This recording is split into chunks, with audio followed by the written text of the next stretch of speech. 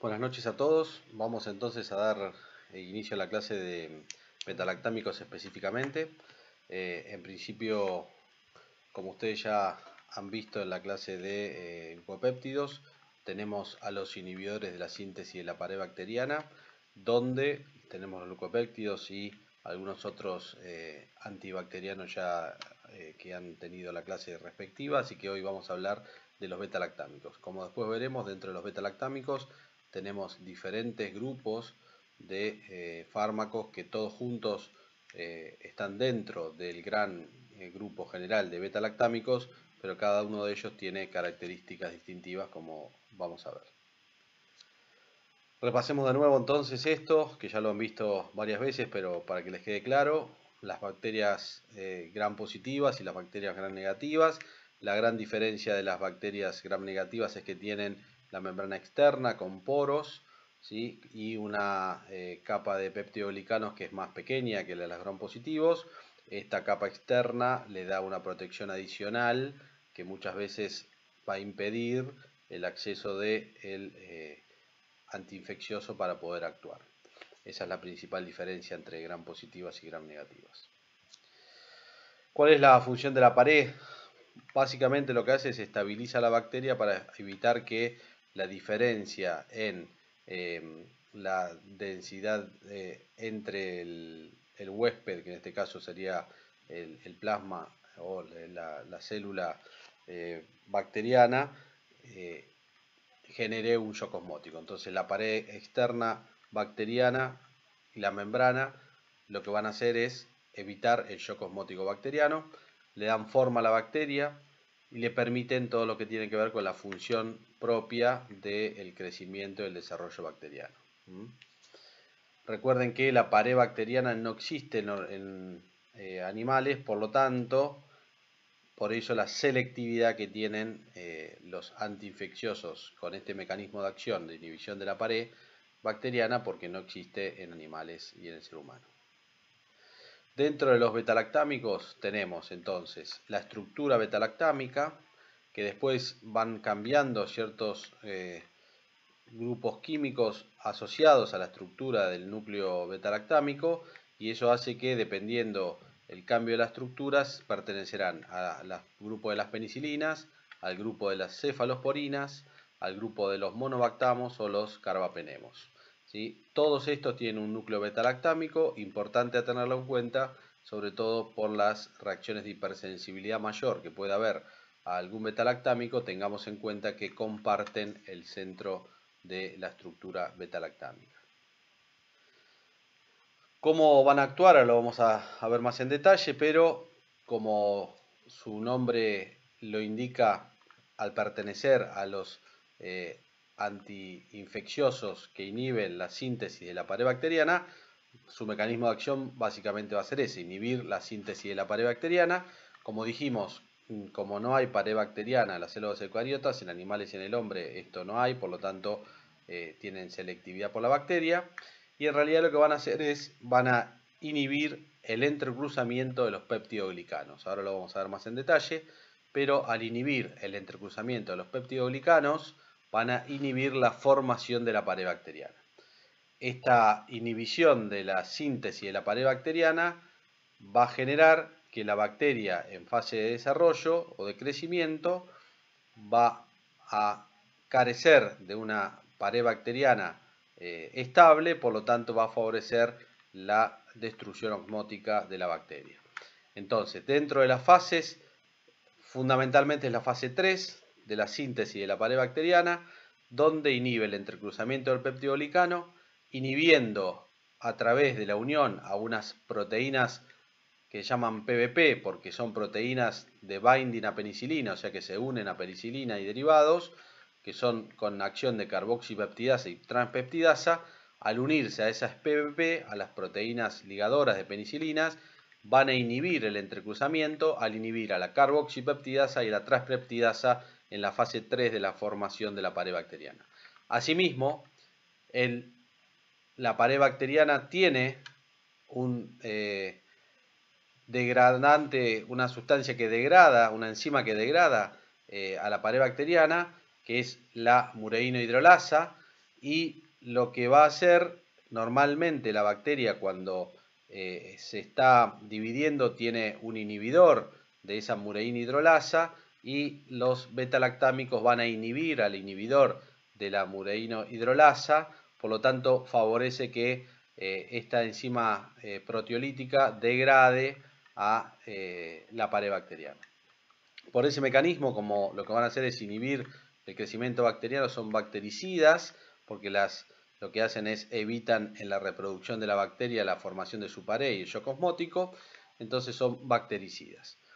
Desde el punto de vista de su acción van a depender del tipo de PVP, hay diferentes tipos, de 6 a 8 tipos diferentes de PVP, dependiendo de la bacteria, del microorganismo, y va a depender también de las concentraciones que logren en biofase, porque las características físico-químicas de algunos de estos compuestos hacen que la penetración a ciertos tejidos pueda ser variable y dependen mucho de que permanezca el tiempo el antiinfeccioso, el beta-lactámico, por encima de la concentración inhibitoria mínima.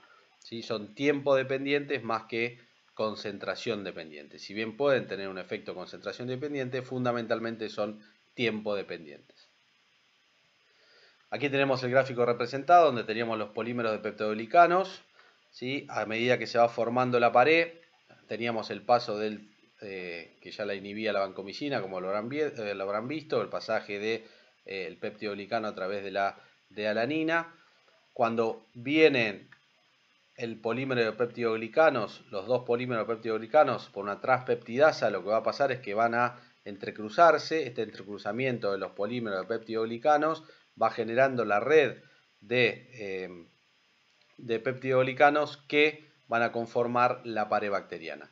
Recordamos que este entrecruzamiento es fundamental para el desarrollo y la multiplicación bacteriana en su fase de crecimiento, y recordemos que hay una enzima, la mureína hidrolasa, que va a degradar a la mureína, y al inhibir los beta-lactámicos, al inhibidor de esa mureína hidrolasa, la mureína hidrolasa puede seguir actuando y destruyendo los peptidoglicanos. Por lo tanto, al inhibirse, porque los beta-lactámicos se unen a estas proteínas ligadoras de penicilina o beta-lactámicos, inhiben las transpeptidasas y las carbopeptidasas, por lo tanto inhiben el entrecruzamiento de los peptidoglicanos y a su vez inhiben al inhibidor de la mureína hidrolasa. Todo esto lleva a la degradación de la pared bacteriana y a la muerte osmótica de la bacteria. En cuanto a mecanismos de resistencia, lo que vamos a tener son fundamentalmente tres. Uno mediado a gram negativos, que como dijimos, los gram negativos tienen por fuera, digamos, de la membrana, la pared celular, tienen una membrana externa. Esta membrana externa tiene poros por donde debe ingresar el beta-lactámico, y esos poros pueden mutar y impedir la unión al beta-lactámico, por lo tanto no puede penetrar a la capa externa del gram negativo, entonces no puede acceder a la pared bacteriana para degradarlo. Ese es el mecanismo. Estas mutaciones de los poros, de las porinas, son mecanismos de los gram negativos que impiden el acceso del antiinfeccioso beta-lactámico a su sitio de acción. Por otro lado, tenemos cambios en la afinidad de las PVP, de las proteínas ligadoras de penicilina beta-lactámicos. El Streptococcus pneumoniae, por ejemplo, genera resistencia a través de este mecanismo. Y por otro lado, el mecanismo de resistencia más común a los beta-lactámicos es la producción de beta-lactamasas, enzimas que, como su nombre lo dice, son enzimas que degradan a los beta-lactámicos, que pueden ser, vamos a ver después, en forma específica o inespecífica, y que, por ejemplo, acá tienen algunos ejemplos de diferentes bacterias que utilizan como mecanismo de resistencia la producción de beta-lactamasas para degradar al beta-lactámico. Dentro de las beta-lactamasas, como decíamos, tenemos inespecíficas, que pueden inactivar a cualquier beta-lactámico que tenga el núcleo beta-lactámico, o específicas que inactivan a algún subgrupo, por ejemplo, cefalinosporinasas o penicilinasas. Esto es porque inactivan no solamente a la presencia del núcleo beta-lactámico, sino que tienen que tener el grupo químico asociado respectivo al grupo que van a inhibir. En cuanto a las beta-lactamasas, tenemos que hay bacterias que lo tienen incorporado dentro de su información genética y hay inducción de la expresión de estas beta-lactamasas a nivel de la información genética de la bacteria, y también tenemos beta-lactamasas transmitidas por plásmidos. Lo que van a hacer es degradar el anillo beta-lactámico, ¿sí? Por lo tanto, al degradarlo no dejan que los beta-lactámicos tomen contacto con las proteínas ligadoras de penicilina o de beta-lactámicos, por lo tanto no pueden actuar. Recordemos que si bien degradan el anillo beta-lactámico, en algunos casos necesitan la presencia del subgrupo propio del grupo al que pertenece, cefalosporinas, penicilina, etc., y va a actuar específicamente sobre un grupo de beta-lactámicos y no sobre todos los beta-lactámicos en general. Dentro tenemos algunos ejemplos, ¿sí? Inespecíficas, fíjense los grupos bacterianos que pueden tener beta-lactamasas inespecíficas, ¿sí? Específicas para penicilina, específicas para cefalosporina, como dijimos antes, ¿sí? Enterobacter, bacteroides, estafilococo es el mecanismo de producción de resistencia a la penicilina, y selectivas para un otro subgrupo donde también le genera resistencia puntual para ese grupo beta-lactámico en particular. Dentro de la farmacocinética general de los beta-lactámicos, ¿sí? La mayoría, por sus características de químicas que son ácidos con bajo pK, lo que termina pasando es que la biodisponibilidad oral muchas veces es baja, salvo para algunas cefalosporinas y para las aminopenicilinas, como veremos después, que tienen buena biodisponibilidad oral. La mayoría de los beta-lactámicos son de administración intravenosa. Ya digo, las aminopenicilinas y algunas cefalosporinas, como vamos a ver después, tienen administración oral, pero la mayoría tiene una baja biodisponibilidad oral. El pasaje de membranas también es dificultoso. ¿Por qué? Por estas características de ser ácidos con un pK bajo, por lo tanto están ionizadas en el pH plasmático.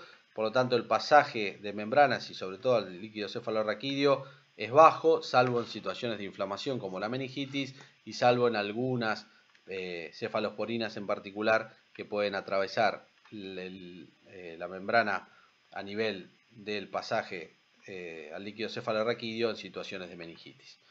Todas son de vida media corta, entre 30 a 2 horas, 30 minutos a 2 horas.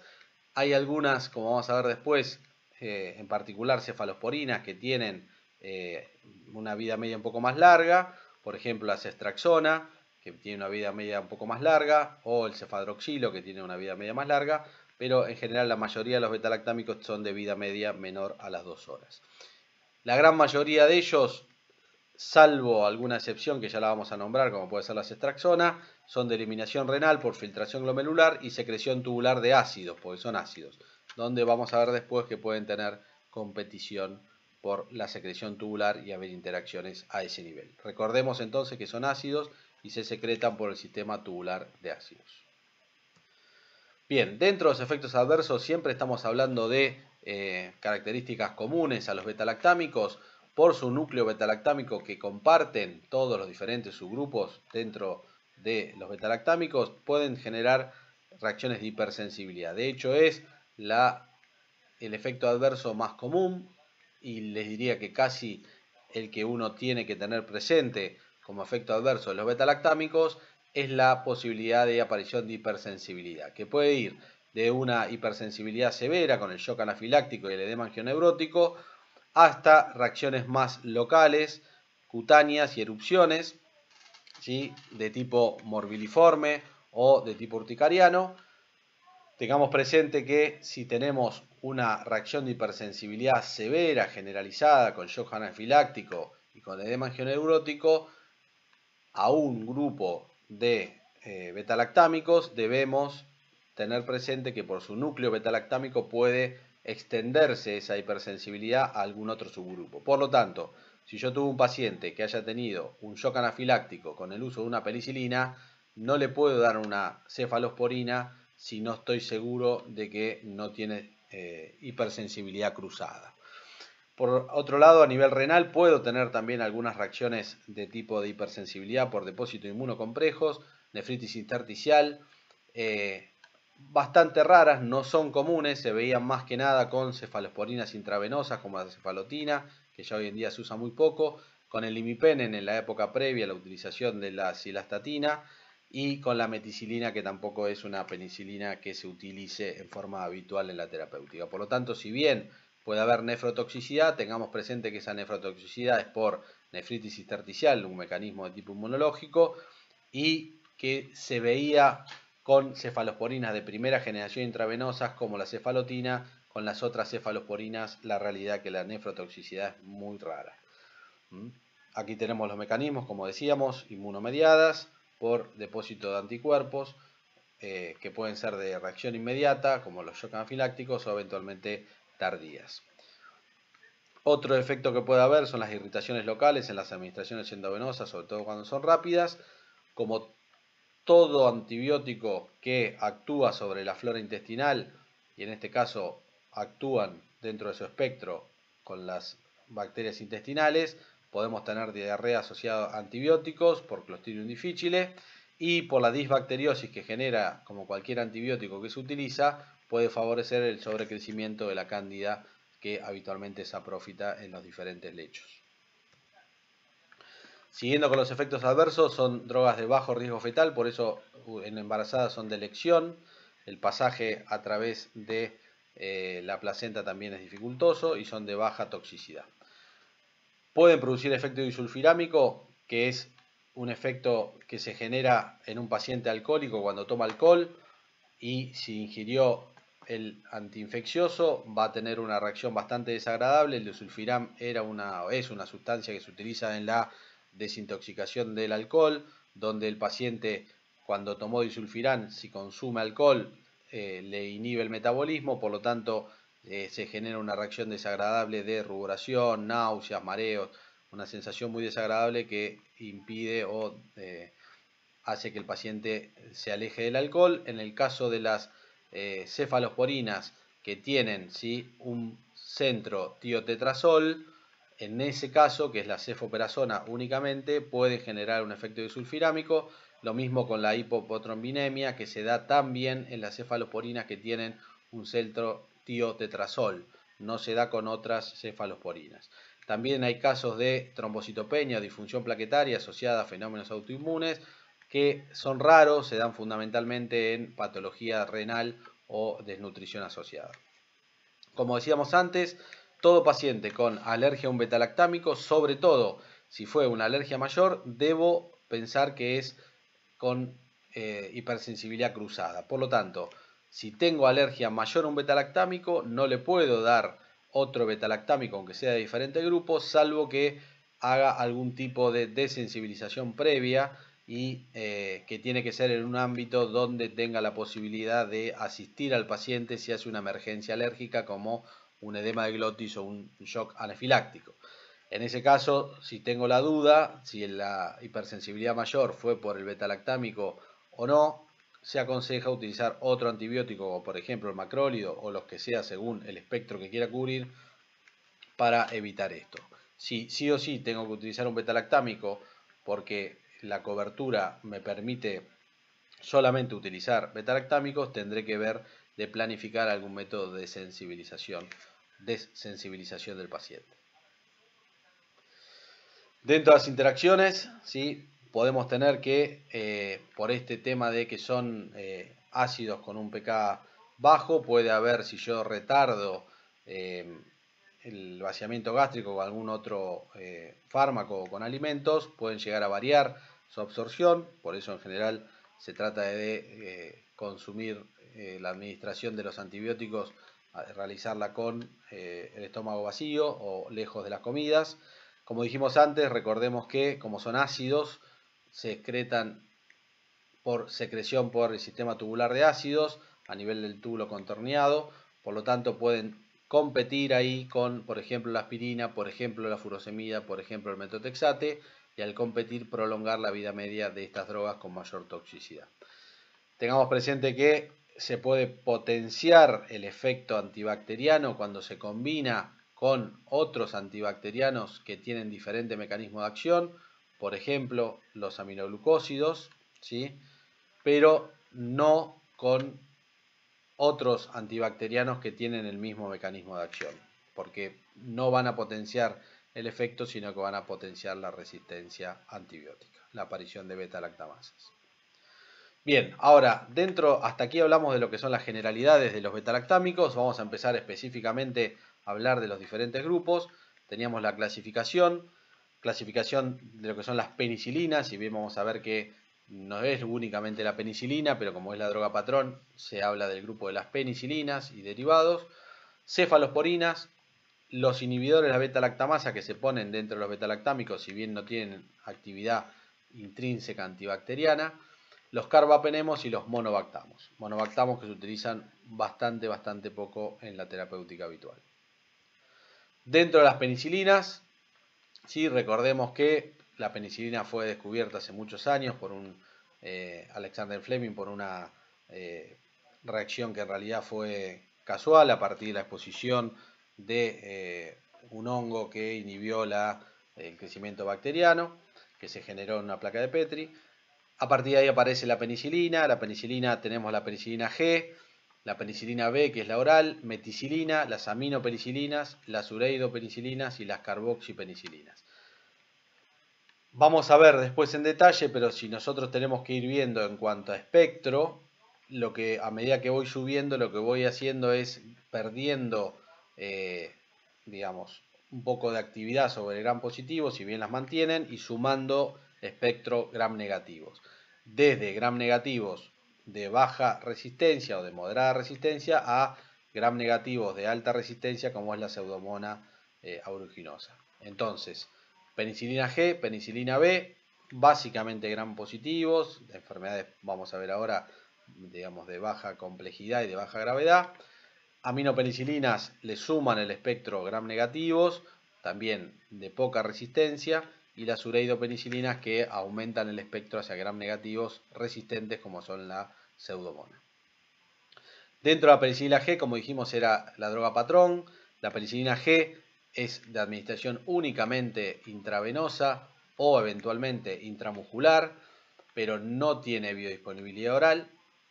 Tenemos las que se usan de forma endovenosa, que son sales sódicas o potásicas. Tengamos presente que las sales sódicas aportan una cantidad de sodio muy alta, o las de liberación prolongada de depósito, que hoy en día se utiliza la benzatínica, ¿sí? Que va liberando en forma lenta a partir de la inyección intramuscular, liberando en forma lenta la penicilina, que se utiliza exclusivamente casi hoy por hoy para el tratamiento de la sífilis. Dentro del espectro, como decíamos, cocos gram positivos, estreptococo beta-hemolítico, casi que es la indicación única hoy por hoy del uso de penicilina, salvo en la situación de la sífilis y el treponema pallidum. Y la sífilis, casi las dos indicaciones hoy por hoy de uso de penicilinas son el estreptococo beta-hemolítico y su faringoamigdalitis, o la sífilis por treponema pallidum.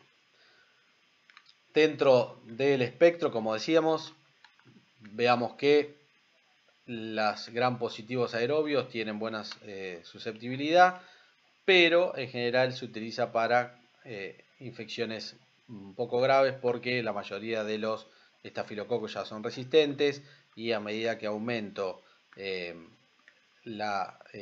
espectro hacia gram negativos va perdiendo sensibilidad. Dentro de la farmacocinética ya lo dijimos, la G no tiene biodisponibilidad oral y se da por vía intravenosa con altos contenidos de sodio, tengamos cuidado con eso, o la benzatínica, que se utiliza de depósito para el tratamiento de la sífilis.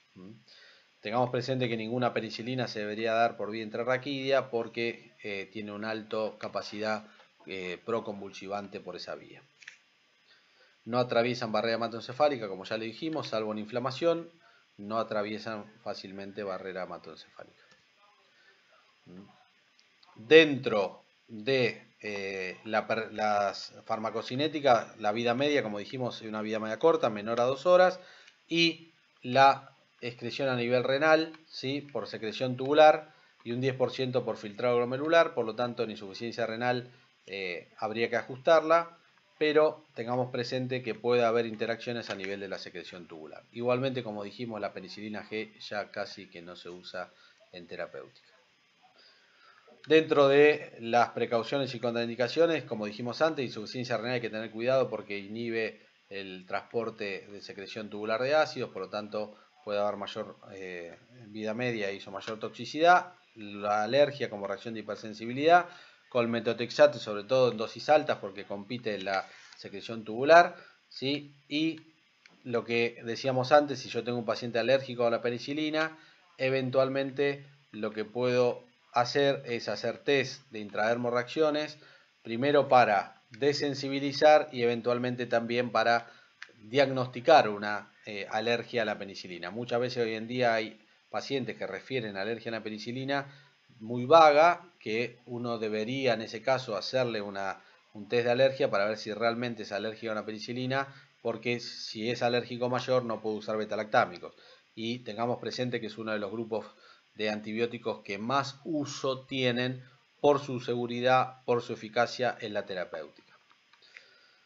Tengamos presente que si la intradermorreacción es negativa, digamos, no excluye absolutamente el cuadro, pero obviamente que sí da mayor tranquilidad de que por lo menos no hay hipersensibilidad mayor, y si son positivas no puedo utilizar, y sobre todo si son positivas fuertes, no puedo utilizar betalactámicos. Dentro de las reacciones adversas ya hablamos, son las comunes a los betalactámicos. Penicilina B o fenoximetilpenicilina, ¿qué diferencia tiene? Básicamente el espectro es el mismo, la gran diferencia es que se administra por vía oral, tiene biodisponibilidad oral. Los niveles en sangre que genera son bajos, por eso únicamente se utilizan para infecciones no graves y casi que ha quedado como uso exclusivo la infección por estreptococo betamolítico, la faringoamigdalitis estreptocóxica, o los derivados, digamos, los procesos derivados de esta, como es la profilaxis y la fiebre reumática. Meticilina, en realidad, hoy por hoy, la meticilina casi que no se usa en terapéutica, más que nada se utiliza para ver si los estafilococos son sensibles o resistentes a la meticilina y eso los pone de un lado o del otro si van a ser posibles de utilizar un betalactámico o voy a tener que ir a antibióticos que no sean betalactámicos. Dentro de estas tenemos meticilina, dicloxacilina, también muy poco utilizadas. Sepamos que lo que terminan haciendo es el espectro de la penicilina G, más por ahí algún estafilococo que no tiene alta resistencia, por eso es meticilina sensible, ¿sí? Y tengamos presente que son de administración intravenosa, no mucho más para esto. Meticilina y dicloxacilina casi que no se utilizan en terapéutica. Aminopenicilina, sí, de muchísimo uso, ampicilina y amoxicilina. Amoxicilina de administración por vía oral, ampicilina vía oral y vía intravenosa. Son de los derivados betalactámicos penicilínicos más utilizados en la terapéutica, solos o combinados con betalactamasas, con inhibidores de la betalactamasa. El espectro entonces siempre va a ser igual a la penicilina y lo que van a sumar es cocos gram positivos, ¿sí? El enterococo, sobre todo, que la ampicilina es ampliamente la droga de elección para el tratamiento del enterococo, y suman gram negativos, sobre todo E. coli, Haemophilus influenza, como dos bacterias muy clásicas en las infecciones más comunes en la terapéutica diaria. En el caso de la ampicilina, amoxicilina, tengamos presente que, digamos, los gram negativos más resistentes, digamos, no son sensibles a estas aminopenicilinas. El Enterobacter, la Pseudomonas y la Klebsiella no son sensibles, ¿sí? Y son susceptibles a beta-lactamasa. Por eso vamos a ver que es muy común de utilizar la ampicilina y la amoxicilina asociados a un inhibidor de la beta-lactamasa como es el ácido clavulánico o el sulbactam. Dentro de la farmacocinética también tiene una vida media corta, alrededor de 2 horas. La excreción también es renal, como común a cualquier betalactámico, ¿sí? Y las contraindicaciones y los efectos adversos son similares al resto de los betalactámicos. En la farmacocinética, como dijimos, son de administración oral o intravenosa. son ácidos resistentes, por eso puedo tener posibilidad de administrarlos con alta biodisponibilidad oral. Tengamos presente que la ampicilina, que se usa mucho menos por vía oral, se utiliza más por vía intravenosa, tiene una biodisponibilidad afectada con alimentos, por eso habría que darla fuera de la ingesta de alimentos y que tiene más riesgo de diarreas asociadas a antibióticos. En cambio, la amoxicilina tiene una alta biodisponibilidad oral que no se afecta por alimento, por lo tanto es la aminopenicilina de elección para el uso oral porque es mucho más cómoda y más fácil de utilizar.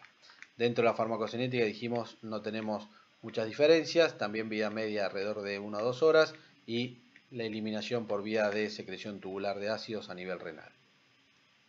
Efectos adversos ya lo dijimos, generales a los betalactámicos y a las penicilinas, diarrea asociada a antibióticos, y tengamos presente que como cualquier penicilina puede producir un rash eritematoso, pero que en combinación con el allopurinol puede potenciarse la aparición del rash en piel en pacientes tratados con aminopenicilinas. Como comparativo, esto es importante porque muchas veces se va a preguntar, la ampicilina dijimos buena biodisponibilidad oral pero incompleta y que se altera por la presencia de alimentos, en cambio la amoxicilina tiene biodisponibilidad oral completa, 90%, y que no se altera por alimentos. ¿Sí? La ampicilina se puede administrar por vía intravenosa y tiene mayor incidencia de diarrea asociada a antibiótico por Clostridium difficile, por la alteración de la flora intestinal. Dentro de las penicilinas denominadas antiseudomona tenemos las carboxipenicilinas, menos utilizadas, y las muy utilizadas ureidopenicilinas. Dentro de las ureidopenicilinas, la piperacilina es una penicilina antiseudomona de mucho uso en terapéutica. ¿Sí? Tengamos presente que en pacientes internados donde yo sospecho la presencia de bacterias resistentes, sobre todo Pseudomonas o Proteus, indol positivo o gram negativos resistentes, el uso de la piperacilina es muy habitual sola o asociada a tazobactam, que es un inhibidor de beta-lactamasa, ampliando el espectro. Entonces, es una penicilina de uso casi, les diría, para situaciones de sospecha de resistencia antibiótica a penicilinas, aminopenicilinas, como la ampicilina o la ampicilina sulbactam, cuando yo sospecho que hay algún tipo de germen por una pseudomona, un proteus o algún gram negativo resistente a las aminopenicilinas, entonces uno pasa a las ureidopenicilinas solas o combinadas con inhibidor de beta-lactamasa.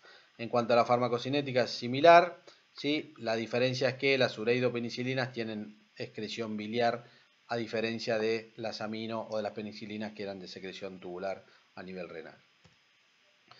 Aquí tenemos entonces el uso, digamos, de las carboxipenicilinas, donde decíamos que el espectro es parecido a las aminopenicilinas, pero agregan algunos gram negativos más resistentes, como la pseudomona, ¿sí? Y tengamos presente que también aportan grandes contenidos de sodio, por lo tanto en pacientes con insuficiencia cardíaca hay que tener mucho cuidado.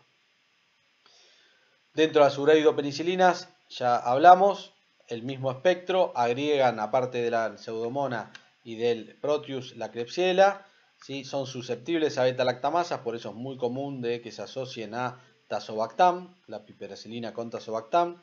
Tienen excelente penetración a nivel del hueso para las osteomelitis, vida media menor a 2 horas como todas las penicilinas, excreción renal pero con un porcentaje no menor de excreción biliar. Los efectos adversos son comunes a cualquier betalactámico. Tengan presente que la sobrecarga de sodio, sobre todo en pacientes con insuficiencia cardíaca, es menor que las carboxipenicilinas, pero también lo pueden tener. Y eventualmente por alguna reacción de hipersensibilidad pueden alterar con mayor frecuencia la función plaquetaria. Inhibidores de beta-lactamasas, ya lo fuimos nombrando, ácido clavulánico, sulbactam y tazobactam. Sulbactam unida a la ampicilina, clavulánico unido a la amoxicilina, ticarcilina casi no se usa, y el tazobactam a la piperacilina. ¿Qué hacen? Extienden el espectro hacia gérmenes gram negativos o gram positivos que tenían producción de beta-lactamasas, por lo tanto amplían el espectro, sobre todo en el Piperacillina tazobactam a bacilos gram negativos aerobios más resistentes. Tengamos presente que los inhibidores beta-lactamasa no tienen actividad, como ya hemos mencionado, antibacteriana propia, sino que lo que hacen es bloquean el mecanismo de resistencia al beta-lactámico.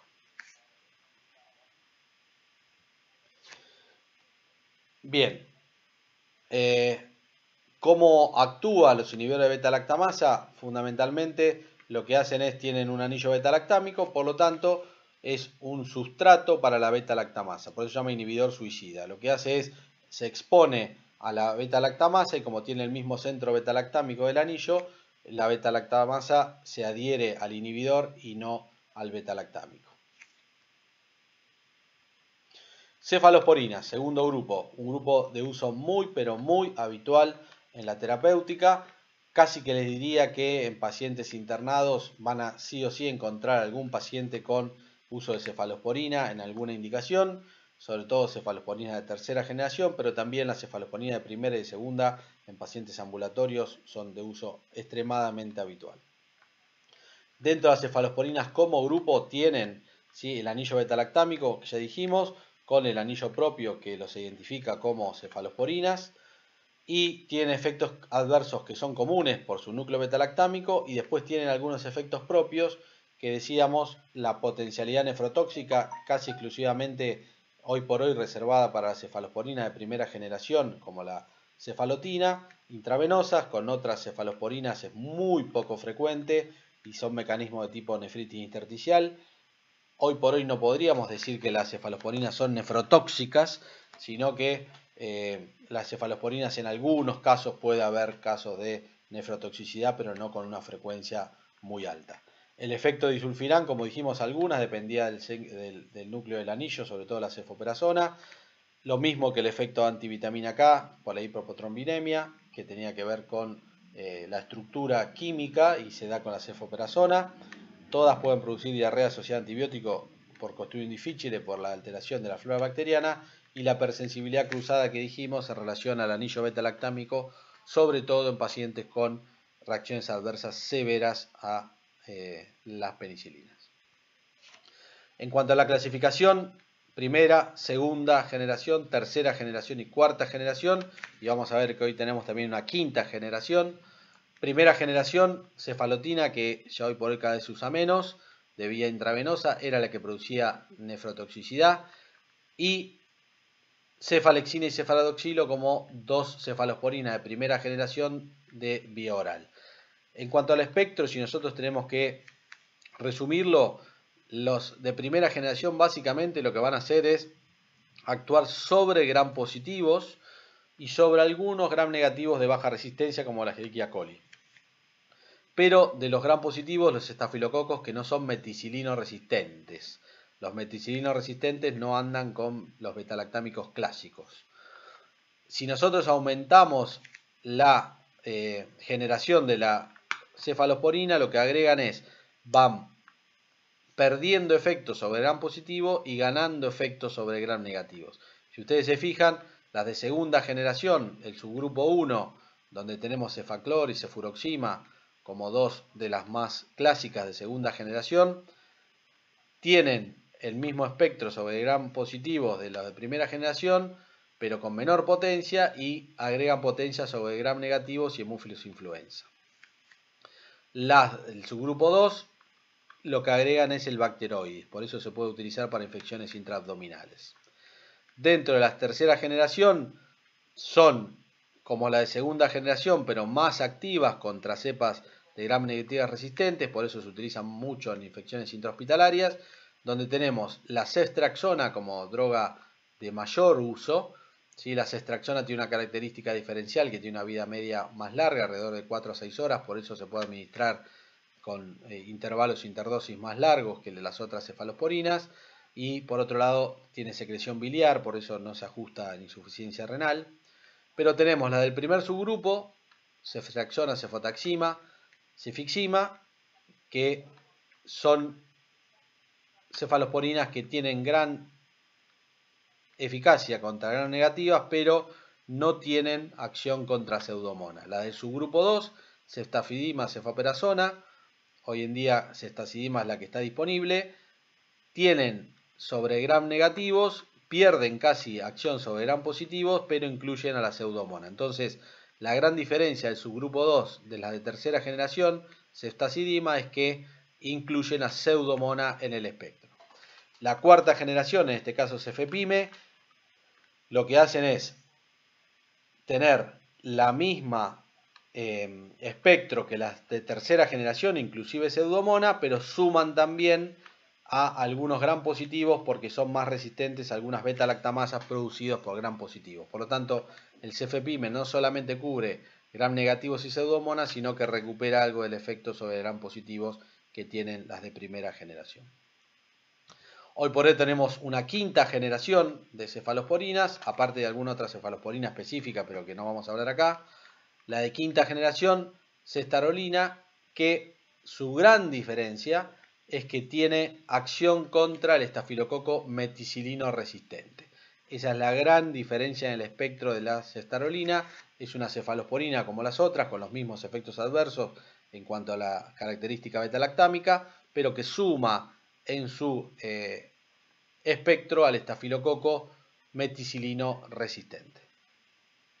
Bien, farmacocinética, decíamos, la mayoría se puede dar por intramuscular o intravenosa, algunas se puede dar por vía oral, la fuimos nombrando, cefalexina de primera generación, cefaclor, cefuroxima de segunda generación, y cefixima sería de tercera generación que no está aquí. Dentro del pasaje al líquido cefalorraquídeo, la barrera hematoencefálica, la mayoría no pasa, salvo algunas, sobre todo cuando hay inflamación de meninges, en meningitis, cefuroxima, cetraxona, cefepime, pueden pasar la barrera hematoencefálica en caso de meningitis y se pueden utilizar en meningitis.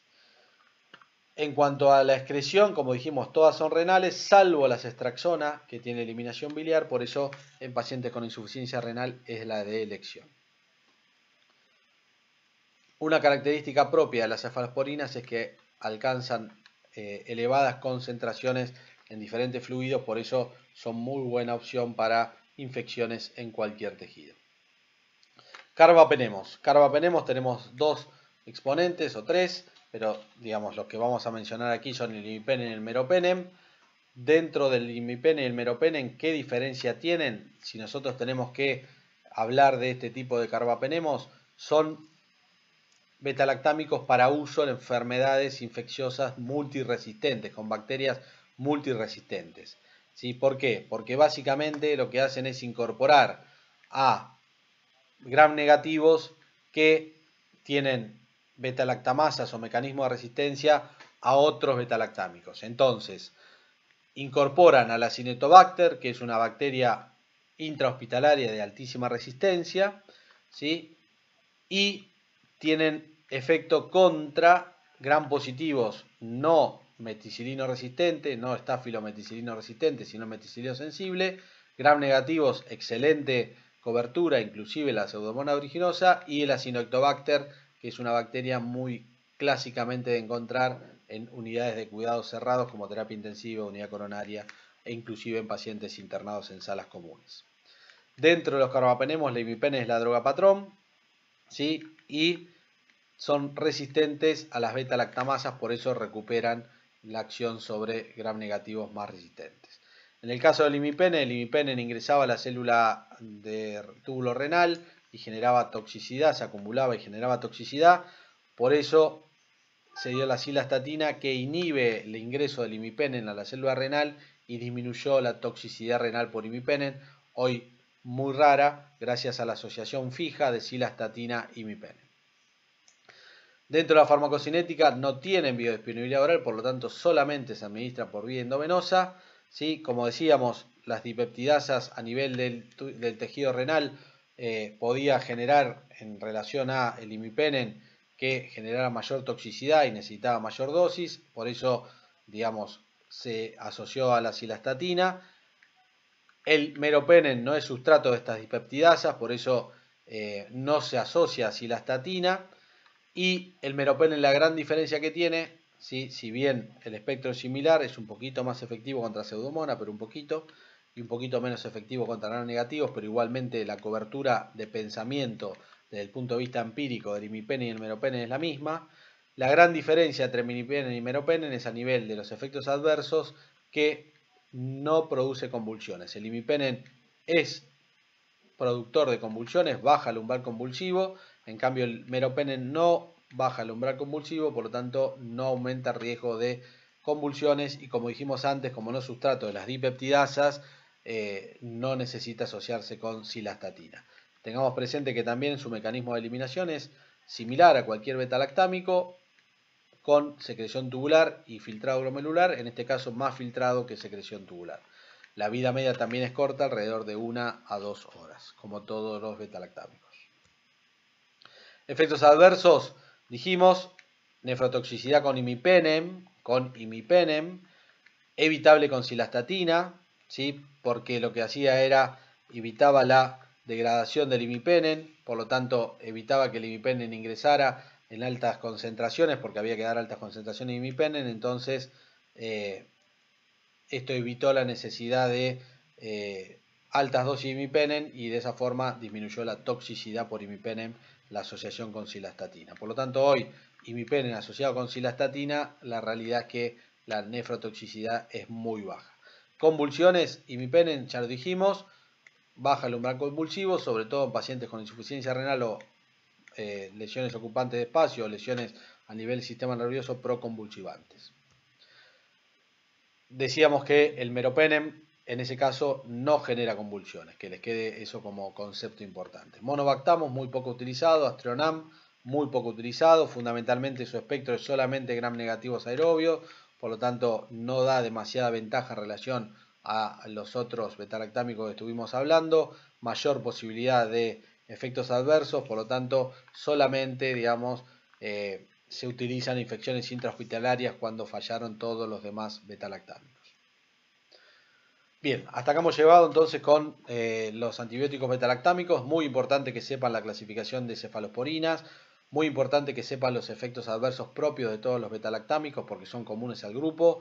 Muy importante que sepan aminopenicilinas, muy importante ureidopenicilinas y carbapenemos.